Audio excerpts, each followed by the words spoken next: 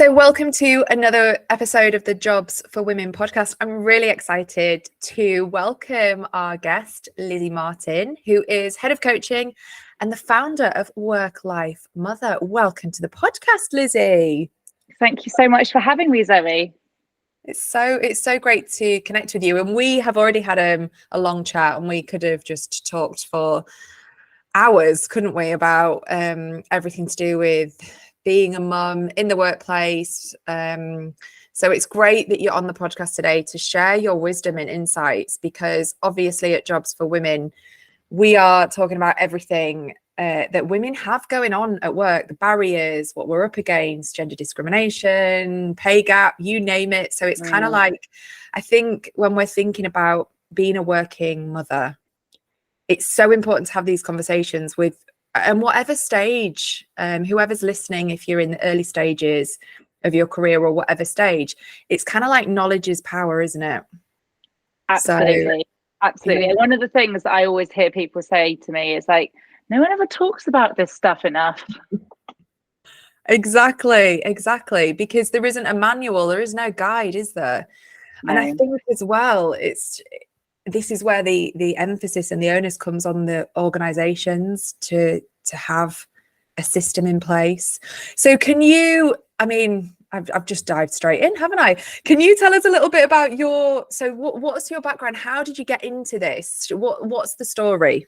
Yeah, absolutely. And I'll give you the kind of like top line story. Otherwise we'll be here for more than just hours, days perhaps. So as Zoe said, so I'm Lizzie Martin and I'm head of coaching, and I founded Work Life Mother 6 years ago. So my first career was 10 years of management and leadership for John Lewis. So I spent 5 years with John Lewis, 5 years with Waitrose. And I went on my first maternity leave, and it was during my maternity leave that I saw how challenging it was for new parents. And that's not just the first time they have a child, but it's sort of second, third, subsequent time they have a child, to successfully navigate life as a new parent, but also continue to progress and realize career ambitions kind of in the workplace. I think I probably deep down had heard, the odd story from people that it's difficult to do both. But I was really brought up with the narrative that you have to choose between one or the other.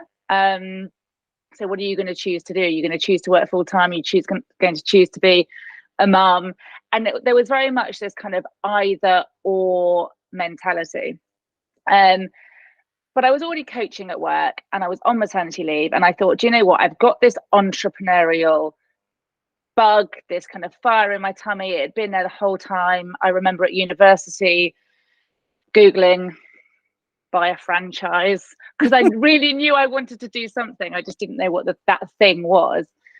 And I just thought to myself, look, I can have so much more impact if I'm working outside of kind of the corporate space, working with these individuals, helping them to manage those competing demands of new motherhood, parenting, but also career ambition, and to help them return back to work with energy, with focus, and not have to pick between one or the other.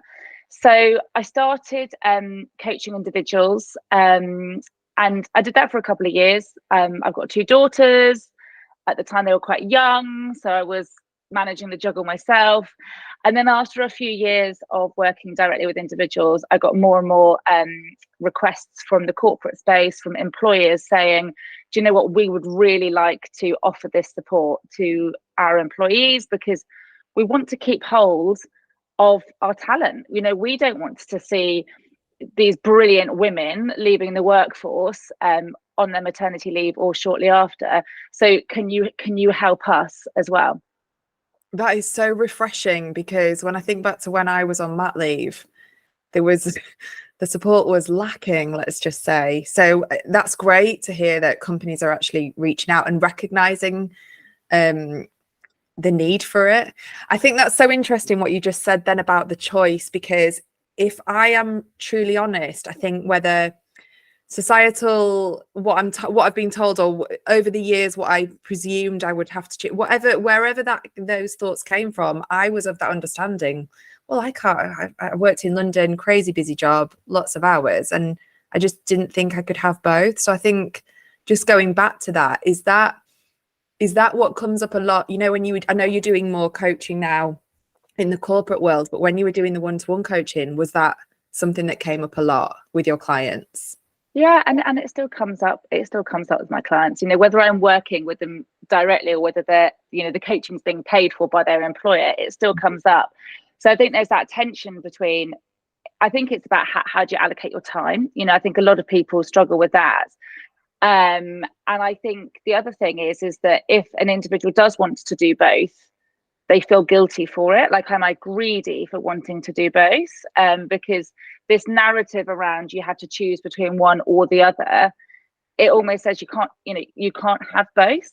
And if you're sitting there thinking, well, actually, who says that? Who makes up the rules? I want to be able to have both.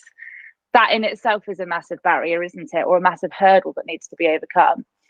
And I think, as you said earlier, because there isn't a handbook, because there is no right or wrong, I think so many individuals will constantly be picking apart their decision making and questioning whether they're making the right choices. And that's really a really common source of a lot of that pressure, which is, am I doing the right thing? Yeah, absolutely. And then because of COVID as well, I was reading a report recently about the whole flexible working thing. Because when I think back to my experience of it, I remember working in an organization, and there was an amazing, you know, employee, and she'd come back from a second mat leave and had asked to do the nursery pickup to leave 15 minutes early, and I remember it was like rejected. And I was like, and I know this was I know organizations are getting a little bit more aware of flexible working, but back in the day it was kind of like you put this formal request in, didn't you, to have flexible working. And a lot of, in this report I read that, you know, women didn't, and men, but were focusing on women today, didn't want to, you know, put the request in for fear of their career trajectory or future promotions, and seem to be, you know, wanting flexible work. And I remember thinking, well, how the hell is she going to pick a kid up?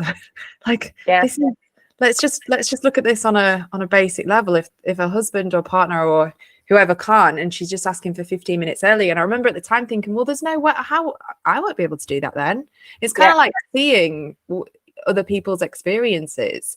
Do you think organizations are being more open to, you know, like when you're working with them, is that something that you talk about? Do you get into that detail about flexible working?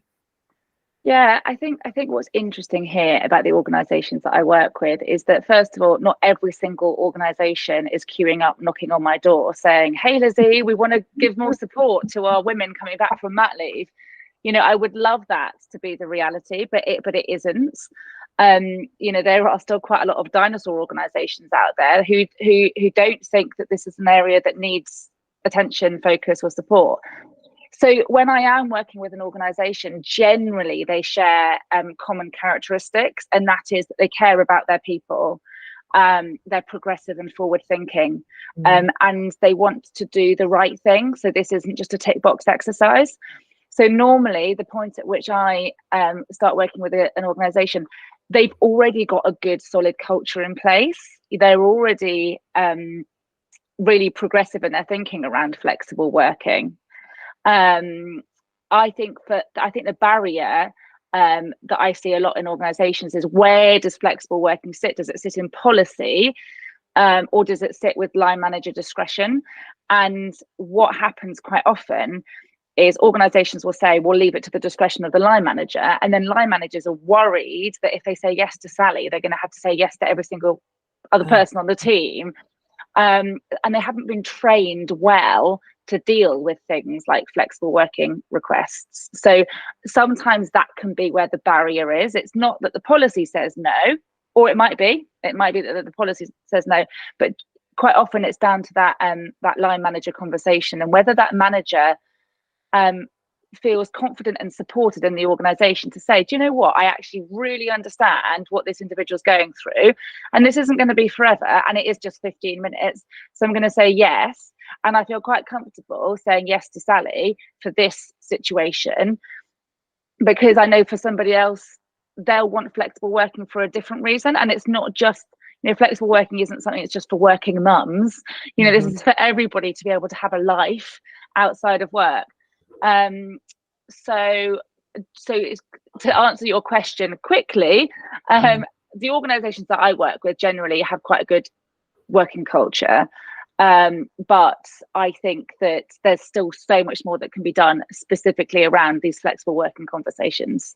Yeah. And I remember when I think we talked about this when we had our chat off the pod. I spoke to a global company that had recognized the importance of looking after this demographic, or this, that stage of your life when you're returning to the workplace.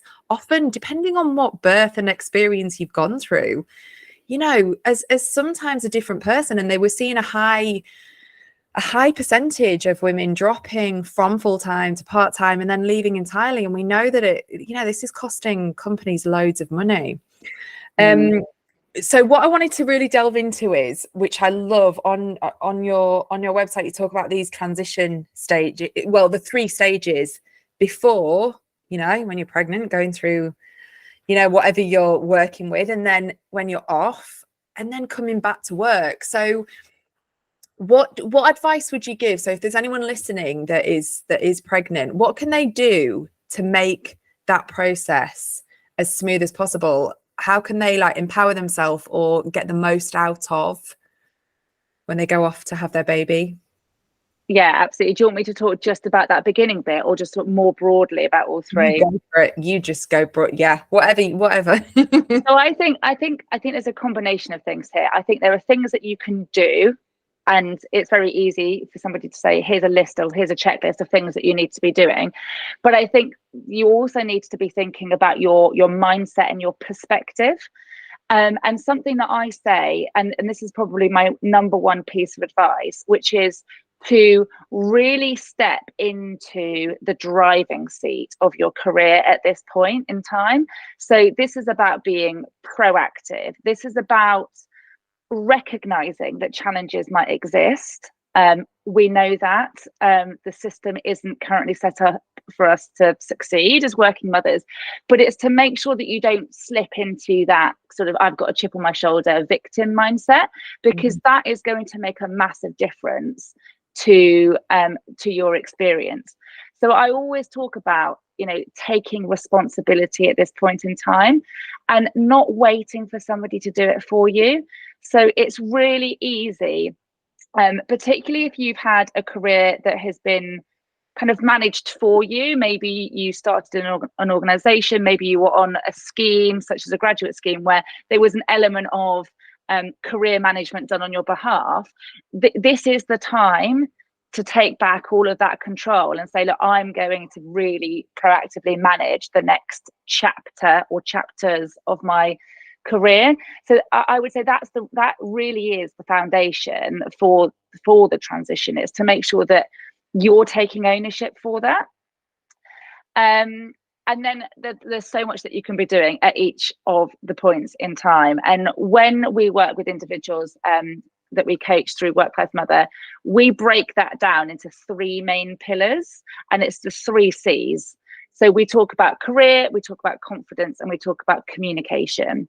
And what we mean by this is, if you are going to manage these transitions well, you need to be thinking about how you are taking that ownership for your career development. So making sure that you are aware of where you sit with your kind of performance reviews, making sure that you are managing development yourself, making sure you're able to articulate what your skills and your strengths are. So very much thinking about longer term career progression. Then we talk about connection. And this is probably one of the areas that gets overlooked the most, particularly before somebody goes on leave, which is having a plan for how you are going to stay connected with your company. So how do you want your organization to contact you whilst you're on leave? Is that email? Is that WhatsApp? Is that once a month? Is it nothing for the first 4 months? So that sort of that ability to be connected to your organization, but also connected to your team, is so critical for your longer term development, because we don't want you to slip into kind of being out of sight, out of mind, which can happen. You know, if you're not visible because you're not physically there, how are you going to maintain those kind of relationships and that connection? And then the third thing is about confidence. So one of the biggest barriers to coming back to work after mat leave, being able to thrive in your role, is that dip in confidence. So it's thinking about how can you set yourself up to feel confident, to surround yourself with the right kinds of people that feed into that, and look after your well-being, because that directly correlates with confidence. You know, when I work with people that are struggling with their confidence, it's normally because they haven't eaten a proper meal for a few days. It's 4 p.m. and they've only just remembered that they haven't brushed their teeth in the morning.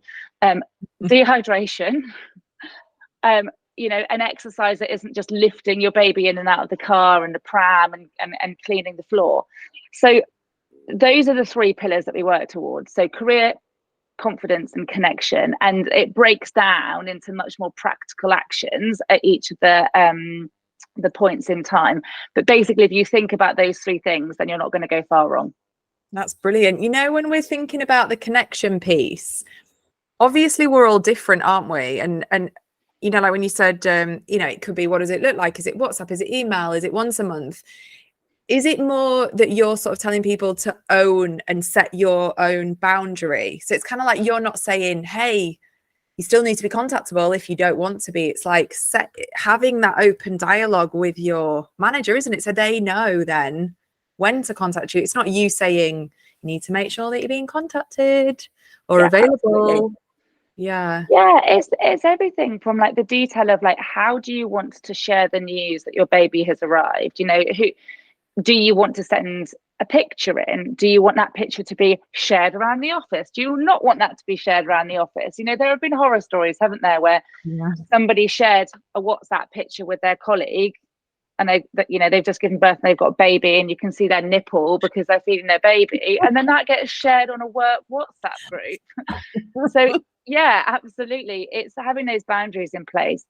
But also, anybody that's going on maternity leave or parental leave also has keeping in touch days. So you'll have 10 keeping in touch days that you get paid for, that you can use during the later stages of your maternity leave to keep in touch, to strengthen those communication channels, to kind of aid that phased transition back to work. And they are just so underutilized. And I just really think that if you can put a plan in place, just a loose one, just pencil some things in before you go on your maternity leave, then you're working towards something. You're not going to be forgotten about or missed out on various pieces of communication if you take that proactive approach. Yeah, and what I'm hearing you say as well is this is a two-way thing. This is like not just relying on your line manager, because often, again, it's like an education piece, isn't it? If your line manager isn't trained or hasn't managed someone that's gone off on mat leave, then they might feel like they're encroaching on your personal space. But if you do that work, that piece of work before, like you're showing willing, and also just empowering yourself in knowing how many kit days, when you can take them. And I feel like when I think back, I just think I was just floating along, going with the flow. And I think the organization that I worked for maybe didn't have the knowledge either. I mean, my line manager was great when I went off, but when I think now, I think the process would have been a lot more smoother, and I'd have probably felt a bit more supported and happier if I'd have taken a bit of ownership. So that makes absolute sense. And you don't always think about it like that, do you? I also think that even if you have got a line manager who maybe has gone through it themselves, is just to make sure that you don't assume they know what they're doing either, because they might have thought, actually, I don't really want to use my keeping in touch days. So I think a common assumption that is made quite often, very often, is that because someone else has also been through what we're going through, they're going to completely understand what we need, and therefore they're going to give us what we need. So I think it's very much about knowing what you need and going and asking for it, but it's about organizations making it safe for you to ask for it. So when we talk about the confidence pillar in the context of organizations, I train managers on this concept of psychological safety, which links back to what you were saying about flexible working. Can your returners confidently ask for what they need without worrying that there's going to be a negative repercussion? So can they ask for their keeping in touch days? Do they know how to ask for keeping in touch days?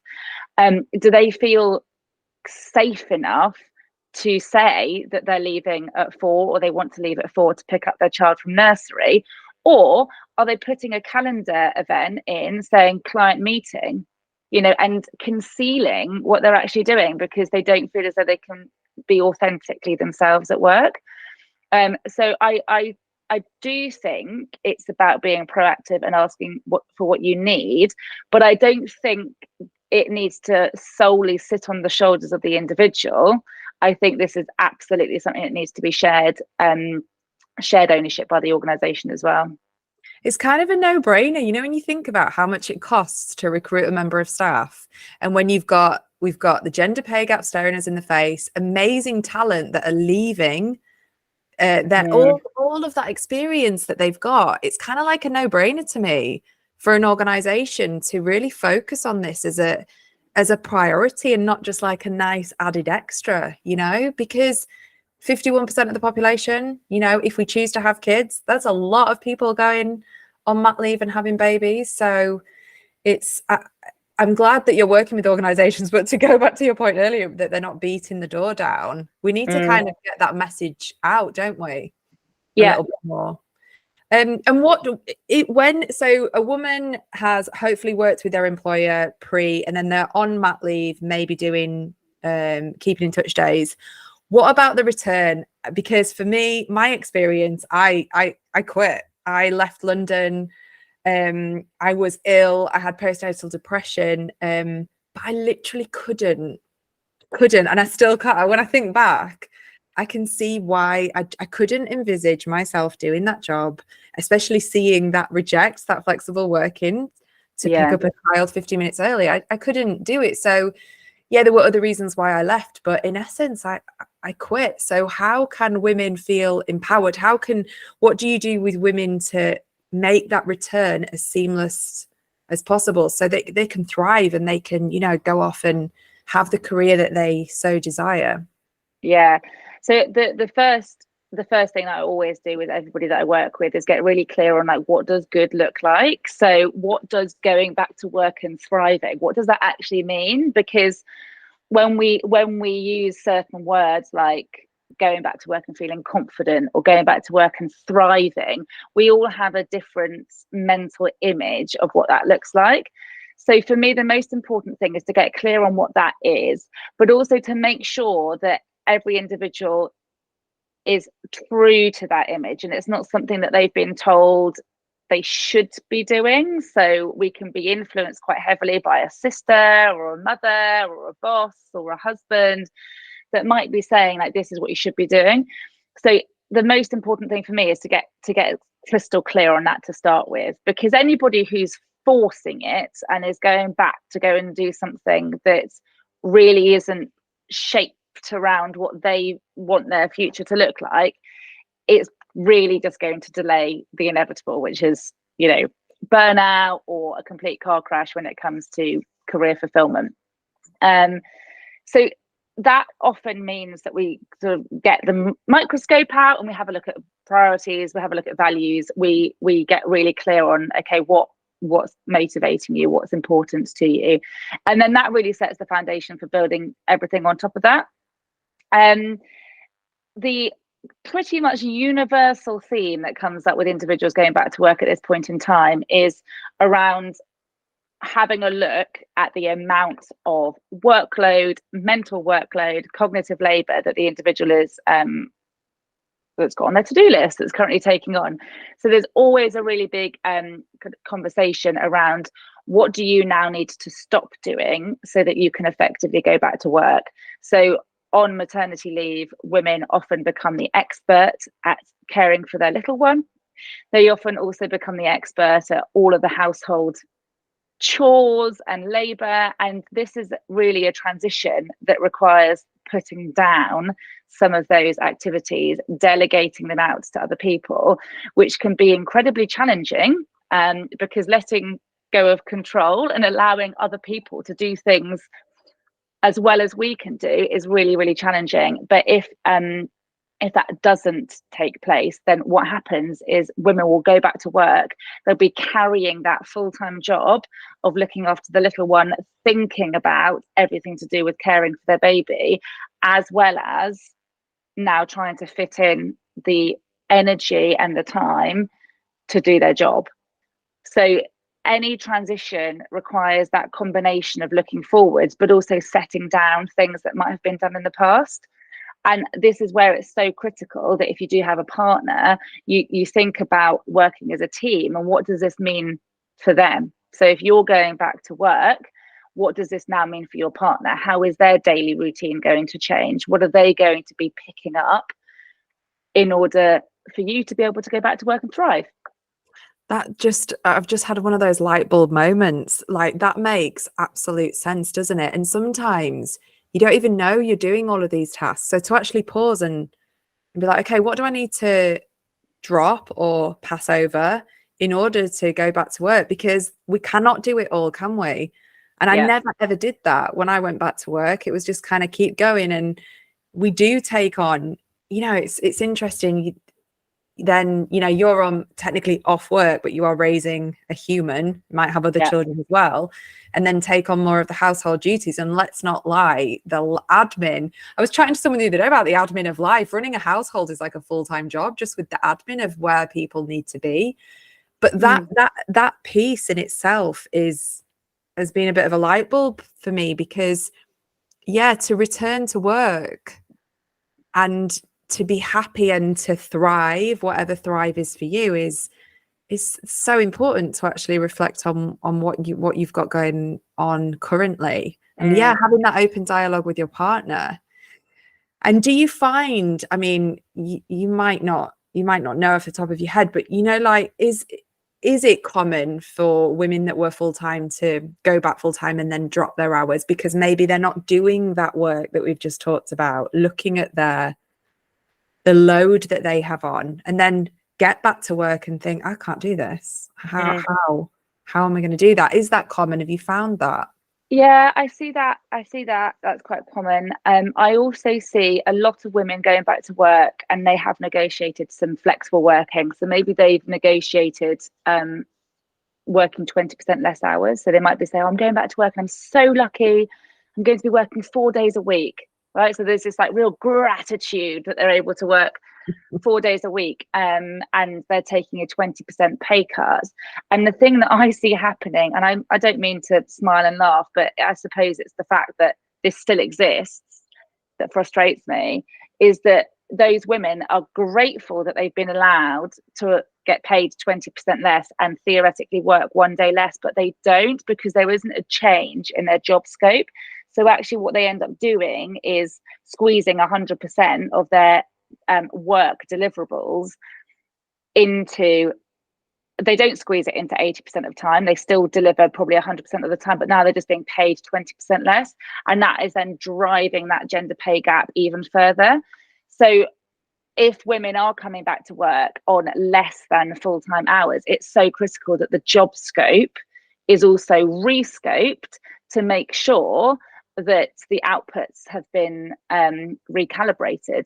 So women aren't doing the same amount of work and being paid less. And let's face it, most of the time the job specs are not being redone, are they? I had a friend in London that did exactly what you said. She dropped to 4 days. She was working for a big film company. And then I saw her a few months later and she was like, Zoe, I've gone back to full time because I was getting paid. And exactly what you said. And it's frustrating that, you know, and then we try to do, when you look at it, it's like, why are we dropping this day to spend time and look after and raise our child? And it's like that, like this constant balance. I mean, we could talk about this all day. I know we've got to wrap up soon. Do you feel like women have a pressure? Because I've talked to my friends about this before. The pressure, we're sort of seen to be judged whether we decide to be a stay-at-home mum, whether we go back part-time. If we're full-time, it's like, oh, they're not at the school gates picking the kid up. Do you feel like there's this pressure, and is it ever going to go away on women, working women, or choosing to not work? It's that I wish I had a crystal ball and I could see into the future. I hope it goes away. I think for me, I think the pressure exists, right? And we get to choose how we want to respond to that. And within the coaching world, we'll always talk about you can react or you can respond, right? And responding to something is a much more powerful place to be. So this is about acknowledging that pressures exist and we feel guilty, right? And we talk about mum guilt. I wish we spoke about dad guilt or parental guilt. Let's not label it purely as a mum thing. But if you can get to really know what's important to you and you can trust your decisions, and this is the key, if you can trust your decisions, then you can minimize that guilt and you can minimize that pressure. Now, I don't think it's necessarily going to completely go away, but this is about making sure that it doesn't then control your life. So it's about managing it. So every now and again, the pressure and the guilt is really helpful because it's telling us something. It's, you know, it's a red flag, isn't it? It's a red flag saying, hang on a second, maybe it's time to put your phone down and be present whilst you're bathing your children, because actually you didn't hear what they just said. And it's really important that you're a present parent. So sometimes it needs to be listened to, and you might need to take action as a result of that pressure and that guilt that you're feeling. But really, you know, I would love to see women get into a place where they've got that trust in their decision making, and they know that what they're doing is the right thing for them, the right thing for them as a family unit, and therefore the right thing for their children, because they've done that work and they've really established those priorities. Yeah, I love that. It's like a separate piece of, well, inner work. We all need to do it, and with all the facets in life, don't you think? I've got an expert that we're recording on confidence and, you know, like the inner dialogue, and I love that. I love your answer about being okay with your decision and kind of owning it. And, you know, and every family is different. Everyone has different circumstances and needs. So I know I keep saying we need to wrap up. We do need to wrap up. Workplaces. So to finish, if there's a woman listening that is sort of either thinking about having kids or she's already on mat leave or going back, are there any tips if they're working for an organization that isn't open about this kind of stuff, isn't really having these conversations about kit days, or is there any top advice, any top tips that they could do now, just to put you on the spot, just go and strengthen your network. So go and have a conversation with somebody that you see as a bit of a role model, maybe somebody who's 3 or 4 years ahead of where you are currently, and go and start building those relationships, because that is going to be so valuable. So having those connections, having those role models, but also having that kind of that ally and that mentor in your back pocket is going to set you up for so much success further in the future. So I would say invest in the relationships. That's something that you can control. So you might be frustrated that your policy isn't great. You might be able to influence that, but what you can really control are those relationships and those conversations that you're having. So I would say it's never too early to be developing those connections. And that connections within the organization where they're working? Yeah, or within the industry. Great advice. Yeah, this is when we launch our membership at Jobs for Women. I want this mentorship and this connection, networking to be such a huge part of it, because it is so powerful. Like you say, that's really good advice. So that brings us to the end. I feel like we've literally been recording 5 minutes. Thank you for joining us. You are coming back, aren't you, to record a masterclass for the Jobs for Women membership platform, and I'm so excited for that. And thank you for coming on to share your wisdom and expertise. If people want to reach out to you, connect with you, do coaching with you, what's the best way for them to connect? So you can find me on all the kind of obvious social media platforms. That sounds a bit cheesy, doesn't it? You can't actually find me on all of them. You can find me on LinkedIn. I'm Lizzie Martin PCC on LinkedIn. I'm on Instagram, so I'm at Work Life Mother, or you can head over to my website, which is worklifemother.com. And I'll put all the details in the show notes. And Lizzie will be back, like I say, with a masterclass. We're going to have loads going on for that. So make sure that you are on the list to join when we launch. Thank you so much, Lizzie. Always a pleasure. And we will see you very soon. Thanks so much.